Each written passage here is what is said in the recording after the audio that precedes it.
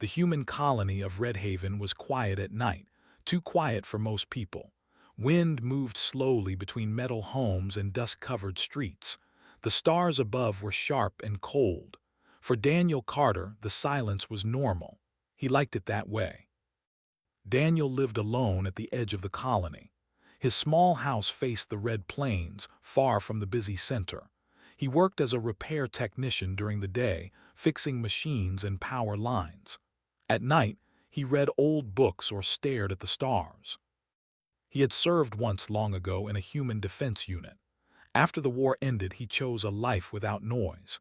His nearest neighbor was not human. Her name was Celira.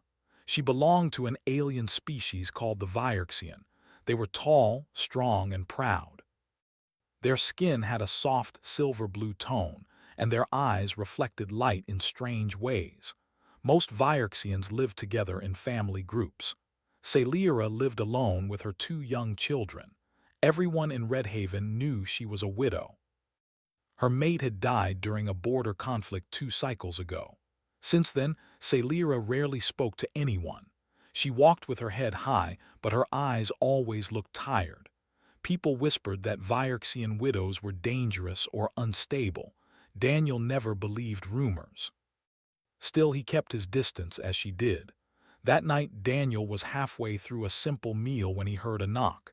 It was not loud, but it was firm, 3 clear taps on the metal door. Daniel frowned. No one visited him at night. He stood slowly, listening. The wind had stopped. The knock came again. He walked to the door and checked the small screen beside it. The image made him pause. Celira stood outside. She was not wearing her usual long outer cloak.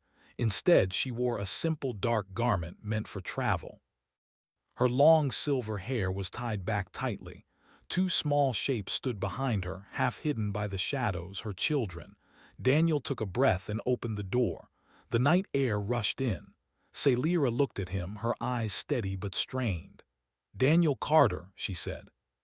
Her voice was calm, but something beneath it trembled. "I apologize for the hour." He nodded once. "Is something wrong?" She hesitated, then spoke quietly. "May I come inside?" Daniel stepped aside without thinking. "Yes, please." She entered, guiding her children in with a gentle hand. They stayed close to her, their eyes wide as they looked at the human home. Daniel closed the door and activated the privacy seal. For a moment, no one spoke. Celira looked around, taking in the small room, the plain furniture, the soft light. It was simple but clean, safe. "I would not come if I had another choice," she said at last. Daniel nodded again. "You don't have to explain right away. Sit." He gestured to the chairs. Celira sat, keeping her children near her. Daniel brought them water and a small food pack. The children hesitated, then accepted it. Celira watched him carefully. "You are kind," she said. "That makes this harder." Daniel met her gaze. "What's happening?" She took a slow breath. "After my mate died, his status transferred to me. His land, his contracts, his obligations. Under Vierxian law, that is normal. Under galactic law, it makes me vulnerable." Daniel listened without interrupting.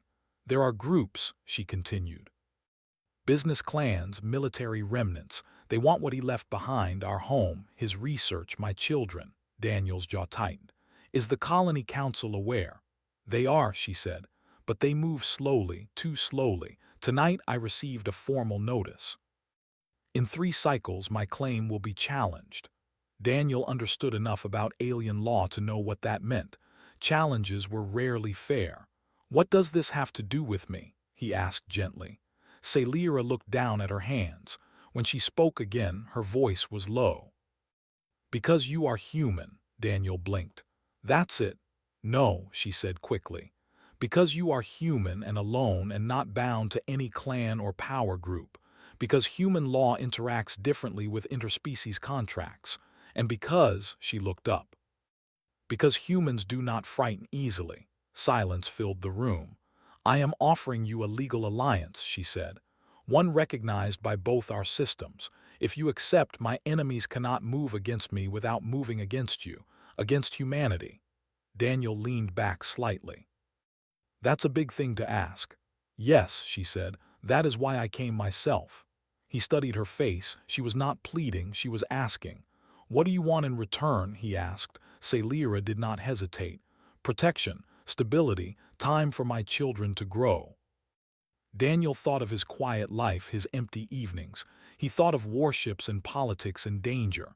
And what would I get, he asked. She met his eyes. A place, a purpose, shared ownership of my land and rights, and my word, her word. Among Vierxians that mattered. Before Daniel could respond, a sharp sound echoed outside. A low hum, barely audible. Salira stiffened. Her children pressed closer. They found me, she whispered. Daniel stood at once. He moved to the security panel and checked the external sensors. A small craft hovered low just beyond the property boundary. No colony markings.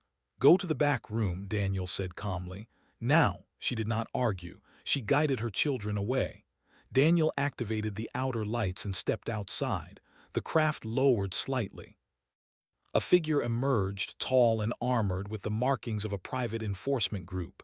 Illegal but common. Human, the figure said. This matter does not concern you. Daniel crossed his arms. You're on private property.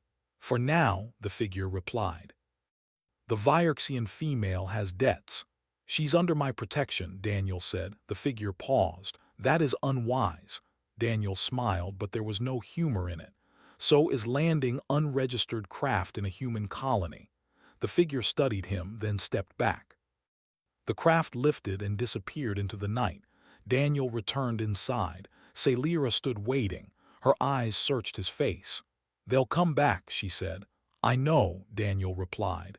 He looked at her children, then at her. Tell me exactly what this alliance means, he said. She explained everything, slowly, clearly, no tricks. By the time she finished, the night was deep. Daniel walked to the window and stared at the stars. He had wanted a quiet life. The galaxy had other plans. He turned back. I'll do it, he said. Salira's breath caught. You are certain? No, he said honestly, but it's the right thing. She stood and bowed her head slightly, a gesture of deep respect. Then the offer stands, she said, and so do I. Outside, the stars burned on, unaware that something had changed on a small red world. Morning came slowly to Redhaven. Pale light spread across the red plains, touching metal roofs and silent streets. Daniel did not sleep much that night. His mind stayed awake, turning over every word Salira had spoken, every risk he had accepted. Salira and her children were still in his house. The back room had been quiet, but he could sense their presence, like a weight that had already changed the shape of his life. He made simple food and waited. Salira stepped out first, her posture straight, her face calm again. Her children followed, more relaxed than the night before. They watched Daniel with curiosity now, not fear. You did not rest, Salira said. Daniel smiled lightly. Habit. She nodded, understanding more than he said. They sat together at the small table. Daniel activated his console and opened the colony legal network. He had not planned to use his old knowledge again, but it was still there, sharp and ready. The alliance must be registered today, he said, before anyone files a challenge. Salira's eyes narrowed slightly. That soon? Yes, he replied. Once rumors start, it gets harder. Humans move faster when they choose to. For the first time, Salira smiled. It was small but real. They walked to the council center together. The children stayed close, holding their mother's hands. People watched as they passed. A human and a Vierxian widow walking side by side was not something seen every day. Whispers followed them. Inside the council building, air hummed with machines and voices. Officials looked up in surprise as Daniel approached the central desk. I want to file an interspecies alliance contract, Daniel said. The clerk blinked. With a Vierxian? Yes. The clerk hesitated. That requires review. Daniel leaned forward slightly. It requires processing. Review comes later. Salira stood tall beside him. Her presence carried weight. After a moment, the clerk nodded and opened the system. As the data flowed, alarms triggered quietly. Notifications spread across networks far beyond Redhaven. Someone was not pleased. By midday, the contract was registered, not approved yet, but recognized. That was enough. They were no longer alone. The first challenge came that afternoon. A group of Vierxian elders arrived in Redhaven aboard a polished vessel. They wore ceremonial armor and expressions carved from stone. They requested a private meeting with Celira. Daniel went with her. Inside the chamber, the elders spoke in their sharp, musical language. Their words were polite, but their meaning was clear. "You weaken our traditions," one elder said, "by binding yourself to a human." Celira did not bow. "I protect my children." "The human gains power he does not deserve," another said. Daniel listened, calm and silent. When they turned to him, he finally spoke. "Your laws allowed this. If you wish to change them, do it openly, not through pressure." The elders exchanged glances. They had expected fear, not confidence. "This alliance will bring attention," one warned. "Enemies." Daniel met his gaze. "Good, let them see who stands together." The elders left without agreement, but they did not threaten again.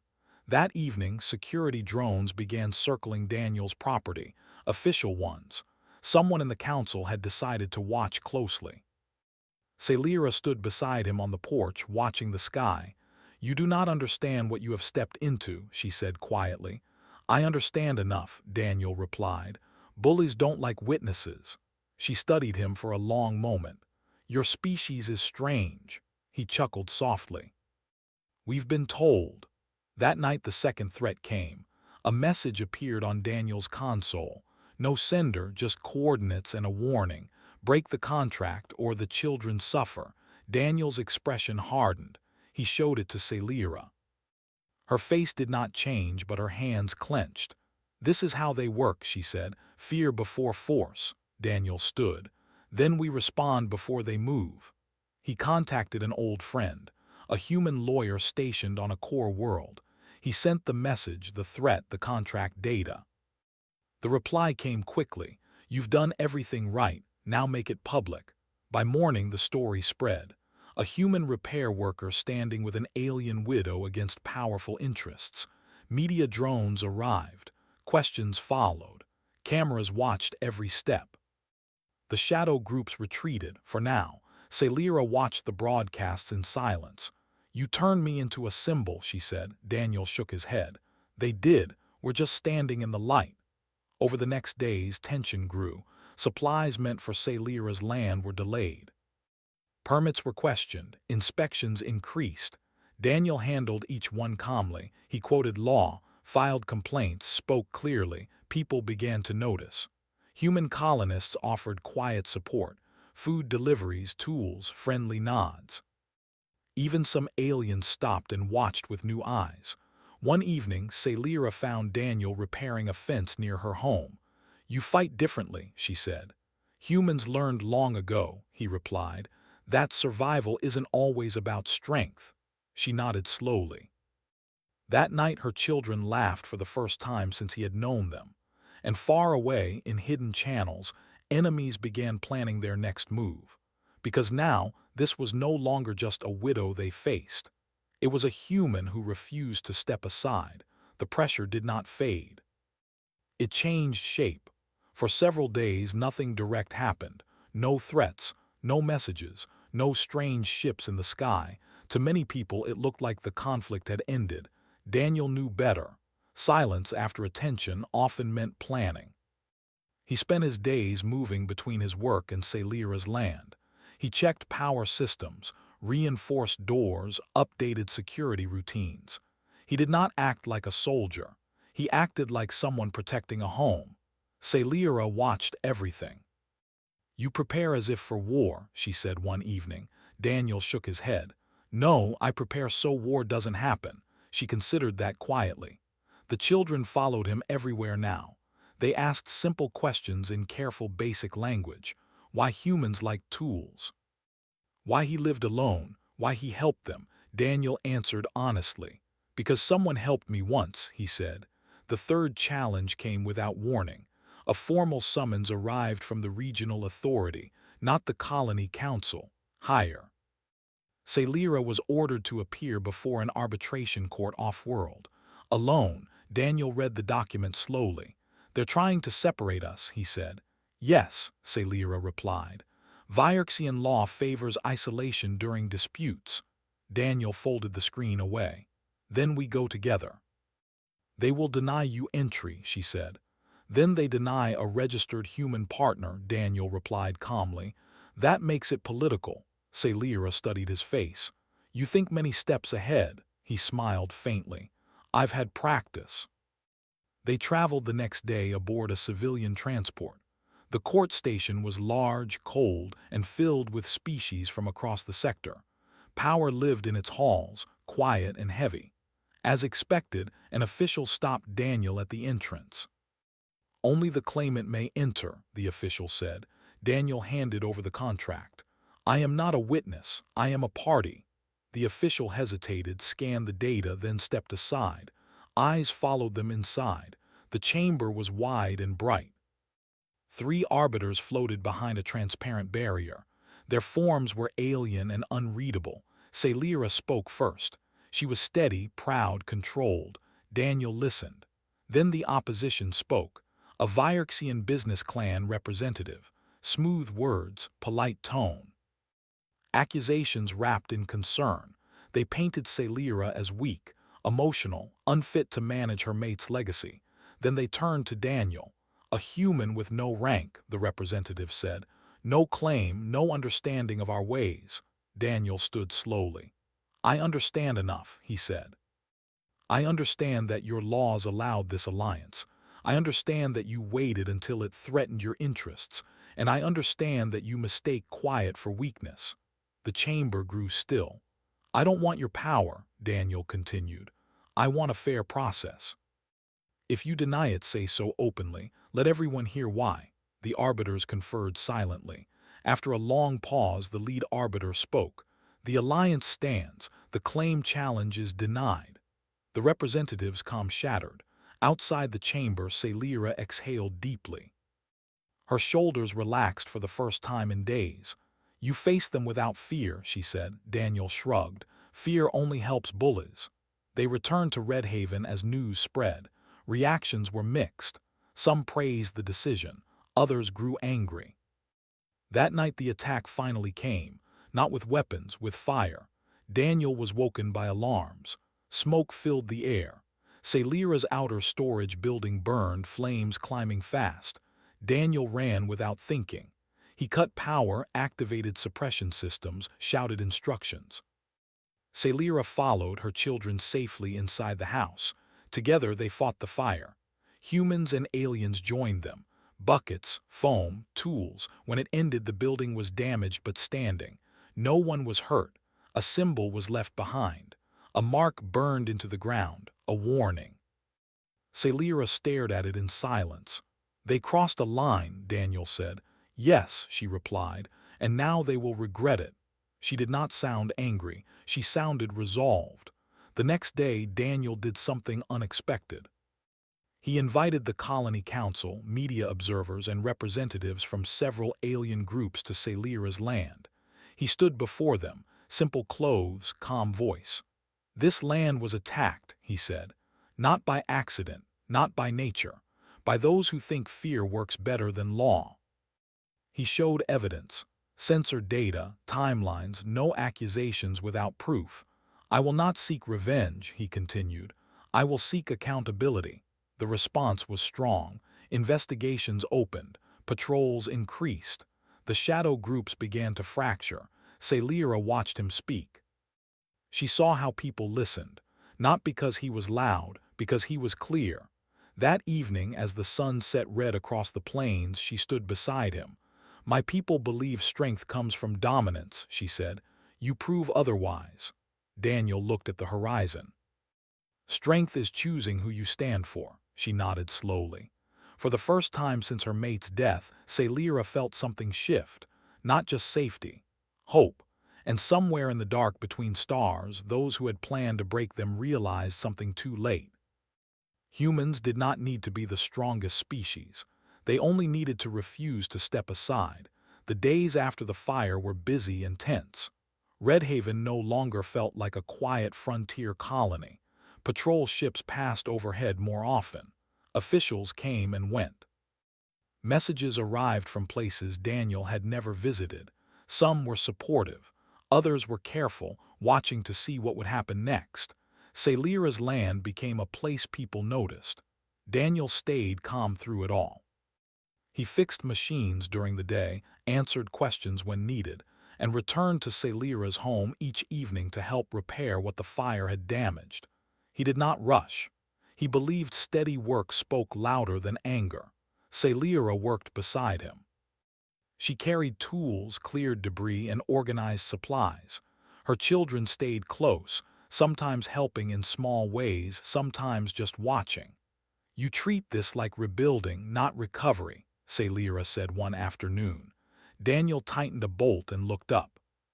"Recovery waits for permission. Rebuilding doesn't." She considered that, then nodded. As they worked, they talked. Not about enemies or law, but about small things. Daniel spoke of Earth, of oceans and rainstorms, of cities that never slept. Salira spoke of her homeworld, of wide skies and long seasons, of songs sung only at night. There was no rush in their words, no pressure. Trust grew quietly like roots beneath the soil. One evening, a message arrived from the regional authority. Not a summons, an invitation. A delegation would arrive in Redhaven, representatives from multiple species. They wished to observe the alliance directly. Salira read the message twice. This could be dangerous. "Yes," Daniel said, "but it could also end this." The delegation arrived 2 days later. Their ships filled the sky above the colony. The streets buzzed with activity. Redhaven had never seen so much attention. Daniel and Salira stood together as the representatives approached. Some were curious, some skeptical, a few openly disapproving. One asked bluntly, "Why should we allow a human to interfere in alien inheritance matters?" Daniel answered before Salira could. "Because injustice doesn't respect species." Another asked Salira, "Do you truly trust him?" She did not hesitate. "Yes." The word carried weight. The delegation requested a private demonstration, not of force, but of cooperation. They wanted to see how the alliance functioned under pressure. That pressure came sooner than expected. A transport carrying vital equipment for the colony malfunctioned in orbit. Its systems failed. It began to fall. Panic spread. Evacuation alarms sounded. Daniel moved without hesitation. He ran to the control hub, pulling Salira with him. "I can help," she said. "I know," he replied. Together they worked the controls. Human systems clashed with alien interfaces. Different logic, different design. "Your sequence is wrong," Salira said sharply. "It's all I've got," Daniel replied. "Then adapt," she said. He did. She adjusted power flow. He rerouted manual overrides. They spoke quickly, clearly, without ego. The transport stabilized. It burned through the sky and landed hard beyond the colony, damaged but intact. Lives were saved. The delegation watched everything. Later, in a quiet chamber, the lead representative spoke. "You did not dominate," it said. "You did not submit, you adapted together." Daniel shrugged. "That's partnership." Salira stood taller. That night, as the colony settled, Salira found Daniel alone outside, looking at the stars. "You risked much today," she said. "So did you," he replied. She hesitated, then spoke softly. "If you had refused me that night, my children and I would be gone by now." Daniel did not answer right away. "I didn't do this to be a hero," he said finally. "I did it because no one should face that alone." She stepped closer, not touching, just near. "In my culture," she said, "such a bond is not easily broken." "In mine," Daniel replied, "neither is trust." They stood together in silence, but peace did not come easily. A final message arrived before dawn. From the same shadow network that had threatened them before. "This ends now. Step aside, human, or the colony pays the price." Daniel read it without surprise. Salira saw his expression. "They will not stop." "No," he agreed. "So we stop them." He forwarded the message to every authority channel he had access to. Human, alien, public. Then he waited. The response was swift. Ships arrived. Not just human, not just alien, a combined force. The shadow network was exposed. Arrests followed. Assets frozen. Names revealed. The threat collapsed under the weight of light. When it was over, Redhaven was quiet again. But it was not the same quiet as before. People looked at Daniel differently now. At Celira, at their children. They were no longer just neighbors. They were a symbol. One evening, as repairs finished and the land began to feel like home again, Celira invited Daniel inside. She activated a small device, a Vierxian memory stone. It glowed softly, showing images of her mate, her past, her life. "You should know what you protect," she said. Daniel watched with respect. When it ended, she deactivated the stone. "My children already see you as family," she said quietly. "If that troubles you, say so now." Daniel felt the weight of the words. "It doesn't trouble me," he said. "It grounds me." Celira closed her eyes for a moment. Then she bowed her head, not as a request, as acceptance. Outside, the stars burned steady and bright. And for the first time since the knock at his door, Daniel felt something he had not felt in years. Not duty. Belonging. The colony of Redhaven had changed. Once it had been quiet, its streets empty at night, its skies peaceful. Now patrols moved steadily, drones hovered in the distance, and the people watched differently. The events of the past weeks had left marks, not scars, but lessons. They had seen a human and a Vierxian widow stand together and survive against threats bigger than any one of them. Daniel moved through his small home early that morning, checking tools, systems, and devices. He no longer felt alone. Celira's children had begun to trust him completely. Their laughter echoed softly as they practiced simple games in the front yard. He smiled quietly at their antics, careful not to disturb the calm they had earned.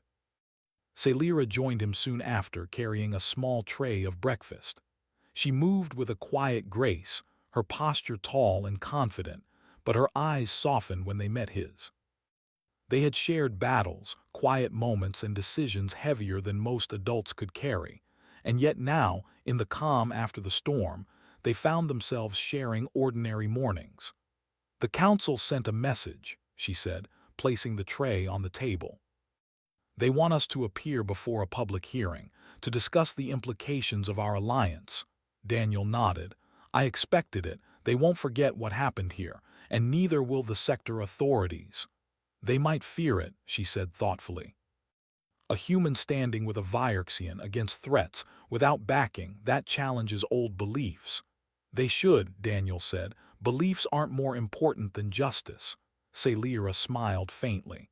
"I have learned that from you." The day of the hearing arrived. Representatives from multiple species, including humans, Vierxians, and others, crowded the observation galleries. Cameras hovered in corners, documenting every word. Daniel and Celira entered together. The audience watched them closely, some with curiosity, others with skepticism, but few with fear. The chamber was vast and bright, and the arbiters floated behind translucent barriers. They had reviewed all previous events, reports, and communications. Daniel stepped forward. "We are here not to claim power," he said, his voice steady. "We are here to show that strength comes not from domination, but from cooperation, that trust, courage, and loyalty can protect what is just." Celira followed, speaking clearly in her melodic language, translated for the chamber. "I am a widow. I was vulnerable. My children could have been lost, but together we prevented that. Together we protected lives. And together we proved that humans and Vierxians can stand side by side against threats greater than either alone." Murmurs spread through the chamber. Observers whispered. Some leaned forward in interest. Others frowned. But all were paying attention. A representative from a powerful alien clan rose to speak. "Do you ask us to believe that a human alone can influence matters of Vierxian law, that he can protect and uphold our traditions?" Daniel's gaze was calm. "Not alone, but with courage, reason, and dedication. And yes, humans can, and when they do not act for themselves alone, but for what is right. Silence fell. Then the lead arbiter spoke. The alliance shall be formally recognized. Human and Virexian laws will consider this partnership binding. Any attempts to interfere with it will be considered illegal under sector regulations. Applause did not fill the chamber, but nods and murmurs of approval spread. Daniel and Celira exchanged a quiet glance. No words were needed. They had won, not through aggression but through steadfast action. Returning to Redhaven, Daniel and Celira felt the weight of responsibility lift slightly. Patrols remained, but threats had diminished. Shadow groups had disbanded. Messages of support arrived from distant colonies, praising the courage and ingenuity displayed. Life slowly returned to a steady rhythm. Daniel repaired machines during the day, helped Celira with her land, and spent time with her children. Nights were quiet but no longer lonely. They shared meals, laughter, and stories. One evening, Celira guided Daniel to a small clearing on her property. The sky was clear, the stars bright above the red plains. She had prepared a simple ceremony, a Virexian tradition for honoring bonds that could not be broken. "You have become more than a protector," she said. "You are part of my family, part of our future. The children already call you by name with love, and I trust you completely." Daniel felt the words settle in him like warmth after a long winter. He looked at the two children asleep nearby in their small tents, then at Celira. "I never expected this life," he said. "Quiet nights, small work, simple days, and yet this feels right. More right than I ever imagined." Celira smiled, her eyes reflecting the stars above. "It is not the life we expected, but it is the life we built together." The next months were full of small victories. Daniel's presence inspired others in the colony. Humans were no longer seen as outsiders who avoided risk. They were capable of courage, judgment, and honor. Celira's people slowly accepted the idea of interspecies cooperation in practice, not just in theory. One day, a delegation arrived from Celira's homeworld. They came to observe, to understand, to learn. They saw Daniel working beside her, teaching her children, reinforcing systems, and calmly handling disputes. The delegation's chief spoke privately with Celira. "She is proud of you," Daniel said quietly, reading her expression. Celira nodded. "And I am proud of what we achieved, but more than that, I am grateful. You have changed more than just my life." Daniel shrugged. "We changed it together." Months turned into a cycle. Redhaven thrived. The human and Virexian families worked side by side, and slowly, other colonists began to emulate their example. Cooperation became a model, rather than confrontation. Late one night, as the wind swept across the red plains, Daniel and Celira walked together toward the small porch of her home. The children slept safely, finally comfortable in a world that had once threatened them. "You have taught me something," Celira said softly. "Humans are not only survivors, they are protectors. They do not wait for help, they become it." Daniel smiled faintly. "And Virexians are not only strong, they can trust. And when they do, that trust can move the stars." They stood quietly looking at the horizon where the red sun had just set. The wind whispered across the plains. The sky was wide, endless, and unafraid. Celira reached for Daniel's hand, not as a request, not as a contract, but as something deeper. A bond forged in courage, in choice, and in care. Daniel took her hand. He had faced threats that could have ended everything, yet now he felt more alive than ever. He realized that the galaxy was vast, full of danger, but also full of possibility. And together they would face it all, not as human and alien, not as protector and widow, but as family. The stars above shone bright, and somewhere in their light the galaxy knew that humanity had once again proven itself. Not by weapons, not by politics, not by force, but by courage, loyalty, and the choice to stand for what was right. Redhaven was quiet that night. but it was a quiet filled with strength, hope, and promise. The human and the alien widow stood side by side, watching their children sleep, knowing that no challenge could break the bond they had built. And for the first time, Daniel felt truly at home, not alone, not in the shadow of fear, but in the heart of a life he had chosen to protect, and a family that had chosen him in return. The galaxy had tested them, and together they had passed.